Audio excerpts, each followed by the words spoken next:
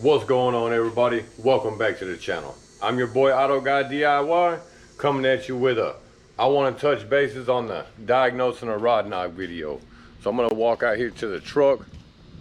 You know, I'm going to show y'all the mileage on the truck. And then we're going to get into this discussion. So let's walk out here. All right, mileage on the truck. Let me get y'all closer here. 408,055 miles. So as we all know, I have a rod knocking on my truck. I've had one knocking on my truck for quite the while now. About 100,000 miles, to be honest with you. So we're gonna fire it up. Listen to that old thing start up. So, like in my video, so to diagnose a rod knock, you go high or low, right? Now, I have a guy, a subscriber, or at least a viewer, that wanted me to do a video on a lifter tick versus a rod knock. I'm still looking for a car with a lifter tick. So when I can come across a truck with a lifter tick, we'll jump into that video and I'll show you the difference. Now, I watch videos like everybody else. I'm gonna kill this truck. I watch videos like everybody else and I see all these people, all these mechanics talking about this and that. So a lifter tick is gonna come from up top here, right? It's gonna come from underneath your valve cover on both sides, right?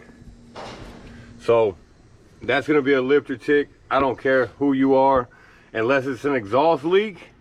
And if it's an exhaust leak, well, the way you can tell it's an exhaust leak is that as the engine warms up, the noise goes away, which lets you know as that manifold warms up, if it reseats itself and the tick goes away, that is an exhaust leak. As a matter of fact, I can show y'all on the white truck because I have broken exhaust manifold bolts on that truck. So if it's coming from the center of your engine, in this area here, around your water pump, the first thing you want to do is you want to pull your belt and check your pulleys, right? Because a bad bearing can have a funny sound to it like that. And if it's not that, I'm going to suggest that it's probably either a timing chain tensioner, or you're starting to get a little bit of slack in your timing chain, which you're hearing a little rattle out of it, so to speak, which could be construed as a lifter tick, depending on how bad it is. If it's just starting, you can kind of hear it in there as it's going around. It's tick, tick, tick. You know what I mean? That'll be coming from the center of your engine. And then we all know, like I've showed y'all in the other video, a rod knock is gonna be low. You're gonna hear it coming from your oil pan. It's gonna sound like somebody is knocking on your oil pan, right? I mean, you're gonna hear a knock. So, I mean, with all that, I just want to kind of touch bases on that.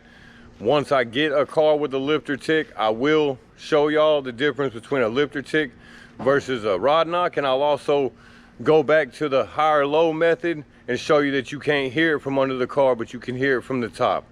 So I'm going to show y'all what an exhaust leak is real quick on my white truck so you can tell the difference.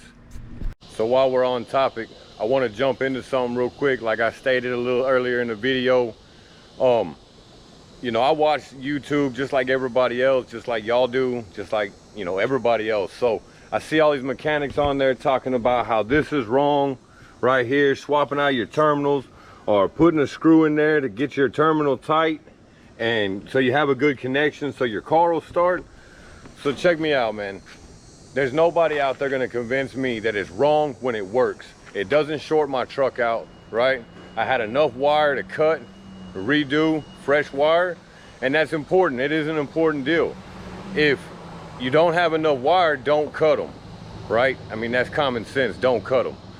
But if you do, and you have something like that, and you need to make it tighter, yeah, put a screw in there. Why not? It works, it works. So I just kind of wanted to throw that in there, man. My tips, the ones that I put on videos, I use them. I use them. If I have to use them, I put it out there, man. It is what it is.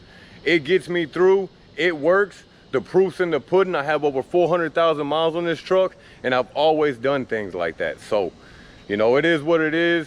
I'm not knocking anybody, but I'm not a technician. I don't work at a shop. I don't have to worry about insurance purposes. I can do what I need to do with my truck and make it work.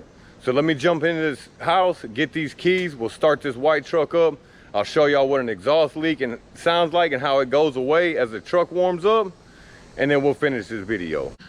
All right, so it's a little later, man. I had to let the truck cool down so you can hear the exhaust leak. It started raining on me. Good old Texas weather, just started raining. So we're gonna fire this thing up. I'll get under the hood, I'll let you hear that an exhaust leak does sound like a lifter tick. And then as the truck warms up, it'll go away and we'll record all that. So I'm gonna start the truck up real quick.